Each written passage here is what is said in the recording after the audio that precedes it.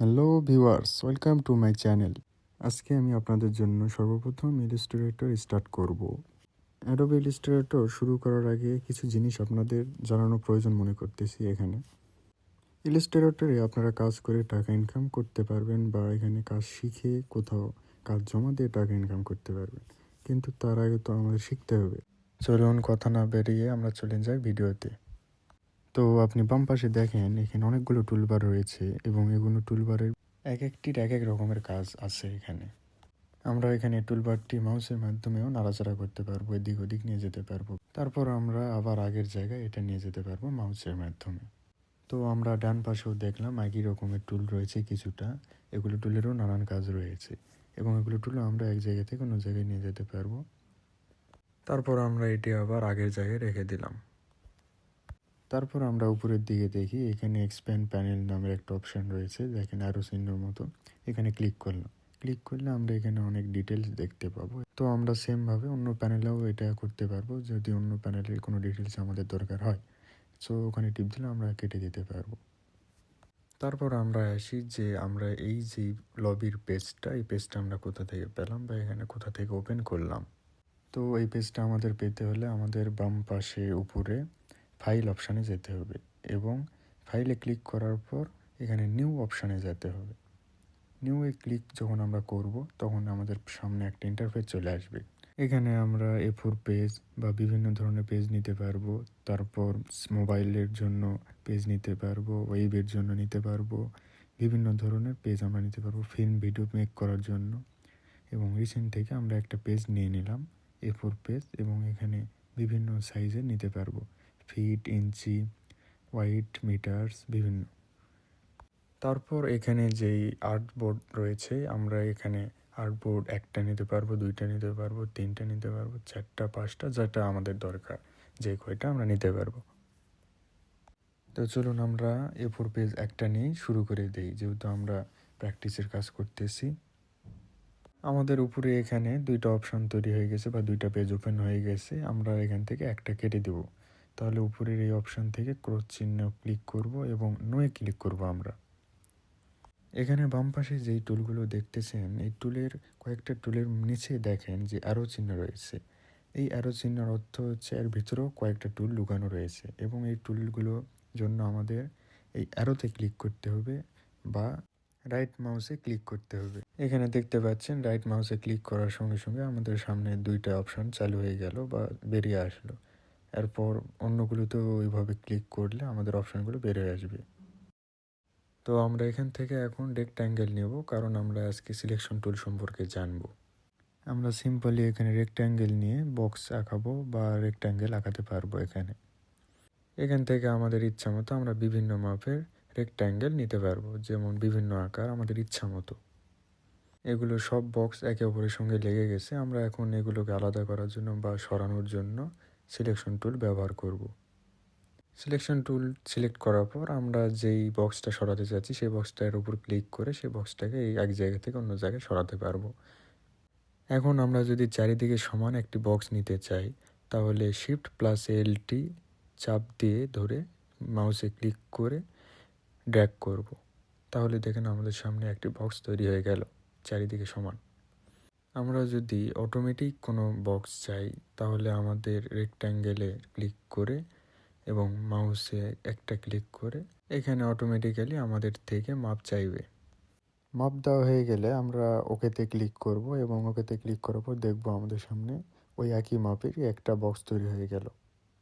এখন যদি আমরা এখান থেকে জুম করতে চাই কোনো অপশানকে, তাহলে জুম টুলে গিয়ে ক্লিক করতে হবে। তাহলে ক্লিক করার পর যখন আমরা যেই অপশানটাতে জুম করব সেই অপশানেও মাউসের লেফট বাটন দিয়ে ক্লিক করব। তাহলে দেখেন একবার করে জুম হচ্ছে আমাদের এখানে। আমরা যদি এই পেজটাকে নড়াচড়া করতে চাই, তাহলে আমাদের জুম অপশানে গিয়ে মাউসের রাইট বাটনে ক্লিক করতে হবে। তাহলেই চলে আসবে হ্যান্ড টুল। এই হ্যান্ড টুলের মাধ্যমে আমরা এখানে পেজটাকে নড়াচড়া করতে পারবো, এক জায়গা থেকে অন্য জায়গায় নিয়ে যেতে পারবো। আমরা যদি এই পেজটাকে জুম আউট করতে চাই, তাহলে আমাদের কিবোর্ডে থাকা ALT কিতে ক্লিক করে ধরে রাখতে হবে এবং মাউস দিয়ে নিচে ড্র্যাগ করতে হবে। তাহলেই দেখুন আমাদের পেজটা জুম আউট হয়ে গেল। আমাদের এই পেজে এখন অনেকগুলো আর্ট করা হয়ে গেছে। আমরা এখন এগুলোকে ক্লিক করে ডিলিট করে দেব। সিলেকশন টুলে গিয়ে সবগুলোকে সিলেক্ট করে ডিলিট অপশানে ক্লিক করব, তাহলে আমাদের ডিলিট হয়ে গেল। এখন আমরা রেক্ট্যাঙ্গেল থেকে একটা বক্স নেব এবং এই বক্স থেকে কিভাবে চারিদিকে সমানভাবে বড় করতে পারবো। বক্সটা নেওয়ার পর আমরা বক্সের যে কোনো একটা কোণায় নেব এবং ওখান থেকে Shift+LT ক্লিক করে ধরে থাকবো। একসঙ্গে ধরে থাকার পর মাউস ক্লিক করে মাউসটা ড্র্যাগ করব নিচের দিকে, তো আমাদের বক্সটা সমানভাবে বড় হয়ে গেল। আবার সেমভাবে মাউসটা উপরের দিকে নিয়ে গেলে আবার ছোট হয়ে যাবে। এভাবে আমরা বড় ছোট করতে পারবো। এরপর মাউসটাকে আমরা এই বক্সের এক কোণায় নিয়ে গেলে দেখব এখানে ঘোরানোর মতো একটা শেপ তৈরি হচ্ছে। এই শেপটা ক্লিক করে আমরা এই বক্সটায় ঘোরাতে পারবো। এরপর যদি আমরা এই বক্সটার কপি করতে চাই বা এর সেম করতে চাই, তাহলে এই বক্সটাকে ক্লিক করে ALT চাপ দিয়ে ধরে থেকে যে কোনো সাইডে আমরা মাউসটাকে নিয়ে যাব, তাহলে আমাদের এখানে একটা কপি বের হয়ে আসলো। এবং আমি এই সেম জিনিসের যদি কপি করতে চাই অনেকগুলো, তাহলে আমাকে কিবোর্ডে থাকা Ctrl+D ক্লিক করতে হবে, তাহলে আমার সবগুলো কপি হয়ে যাবে অটোমেটিক্যালি। এভাবে আমি চাইলে নিচে উপরে সব দিকে আমি নিতে পারবো ইচ্ছা মতো। তারপরে আমি নিচের দিকে নিলাম সেম টাইপ করে এবং নিচে আসার পর আমি আবার Ctrl+D চাপ দিলাম, তারপর এগুলো কপি হয়ে গেল। এখন আমি এখান থেকে সবগুলোকে কপি করব, তাহলে এর জন্য আমার তো কিছু সিলেক্ট করতে হবে। তাহলে একটাকে সিলেক্ট করার পর শিফট ক্লিক করে অন্যগুলোকে ক্লিক করব, তাহলে আমি যেইটাতে ক্লিক করব সেটা তার সঙ্গে যুক্ত হয়ে যাবে। যেমন এইভাবে আমি ক্লিক করতেছি উপরে, হ্যাঁ, ক্লিক করার পর এগুলো এখন LT ক্লিক করে ড্র্যাগ করব মাউস দিয়ে, তাহলে আমি যেই পাশে নেব সেই পাশে কপি হয়ে যাবে। এগুলোকে একবার কপি করার পর আমি এখন সেমভাবে Ctrl+D ক্লিক করব, তাহলে অটোমেটিক্যালি কপি হয়ে যাবে। আমি যদি এখন এই বক্সগুলোর মধ্যে মাঝখান থেকে কিছু বক্স ডিলিট করতে চাই, তাহলে যে কোনো পাশে গিয়ে বক্সগুলো সিলেক্ট করতে হবে। আমি যদি এখন মাঝখানের কোনো বক্সগুলোকে ডিলিট করতে চাই, তাহলে সবগুলোকে সিলেক্ট করতে হবে মাঝখানে, কিন্তু শিফট ক্লিক করে করতে হবে। এখানে সেমভাবে উপরেরগুলোও করব, করার পর ডিলিট অপশানে ক্লিক করব এবং এগুলো ডিলিট হয়ে যাবে। তো আমাদের এখানে বক্স টুলের কাজের শেষে এখন আমরা অন্য টুল ট্রাই করব। এগুলো ডিলিট করে দিয়ে অন্য টুলে গিয়ে ক্লিক করব। এখন এই টুলে ক্লিক করার পর এই টুলের মাধ্যমে একটা শেপ নিলাম, যে কোনো একটা শেপ ইচ্ছা মতো। একটি শেপ নেওয়ার পর এখানেও সেম প্রসেসে আগেরটার মতো কপি করব, সবগুলোকে কপি করে। এরপর আমরা এখন শেপগুলোকে সুন্দর করার জন্য শেপগুলোকে একটু উপরে তুলে দেব।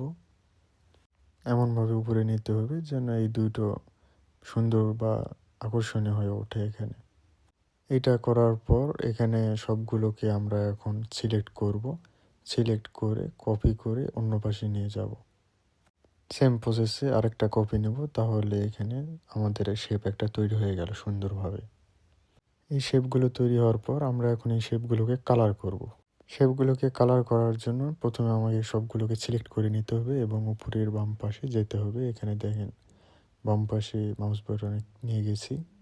এখানে গিয়ে আরও চিহ্নতে ক্লিক করলে দেখেন আমার সামনে অনেকগুলো কালার শো করতেছে। এখন আমি এখান থেকে যে কোনো কালার নিতে পারবো, ব্ল্যাক বা আমার মনের ইচ্ছা মতো আমি যে কোনো কালার নিতে পারবো। এখন এর মাঝে থাকা আমি যদি মাঝখানে রঙটা চেঞ্জ করতে চাই বা যে কোনো অংশের রঙ চেঞ্জ করতে চাই, তাহলে আমাকে যে কোনো একটাকে সিলেক্ট করার পর বাকিগুলোকে সিলেক্ট করতে হবে। আমি যে কালারটা সিলেক্ট করবো বা যেই শেপে আমি কালারটা নিয়ে আসবো। তো এখন আমাদের শেপগুলোকে সিলেক্ট করা হয়ে গেলে আমরা উপরের কর্নারে চলে যাব এবং ওখানে দেখব কালার চেঞ্জ অপশন রয়েছে এবং ওখান থেকে আমরা নিজের ইচ্ছা মতো একটা কালার নিয়ে নেব। তো এখন দেখেন আমাদের কালার চেঞ্জ হয়ে গেছে। আমাদের ইচ্ছা মতো যে কোনো কালার আমরা নিতে পারি। তো এখন এই পর্যন্তই আমরা ক্লাসটা শেষ করলাম, কারণ যারা ইলাস্ট্রেটর সম্পর্কে আগে থেকে ধারণা রয়েছে তাদের জন্য এই ক্লাসটা অনেক বিরক্তিকর হতে পারে, কিন্তু যারা প্রথম করতেছে তাদের জন্য অনেক উপকারী একটি ক্লাস। তো আমি আশা করি যে আপনারা আমার পাশে থাকবেন। ইনশাল্লাহ দ্বিতীয় ক্লাসে আমরা আবার অন্য কিছু শিখব। তার সঙ্গে থাকছে আমাদের ডাইরেক্ট সিলেকশন টুল। এর অনেক সুন্দর সুন্দর কাজ রয়েছে, তো সাথে থাকুন। ইনশাল্লাহ আমরা অনেক ভালো কিছু করব। এবং আমি চাচ্ছি যে কোনো কিছু ডিটেলস আপনাকে ভালোভাবে শেখানো, শর্টকাট না করে ধাপে ধাপে আমি আপনাকে শিখাতে চাচ্ছি। কিছু প্রশ্ন করতে চাইলে কমেন্ট বক্সে জানিয়ে দিবেন। অবশ্যই আমি আপনাদের প্রশ্নের সবার উত্তর দেওয়ার চেষ্টা করব ইনশাল্লাহ। তো আপনাদের যদি ভিডিওটি ভালো লেগে থাকে বা ভিডিওটি যদি নতুন পার্ট দেখতে চান, তাহলে অবশ্যই সাবস্ক্রাইব করে রাখেন, তাহলে সবার আগে মেসেজটি আপনার কাছে যাবে, এবং বেল বাটনে ক্লিক করে রাখেন। তো ভালো থাকবেন, সুস্থ থাকবেন, আবার দেখা হবে নতুন কোনো ভিডিও নিয়ে।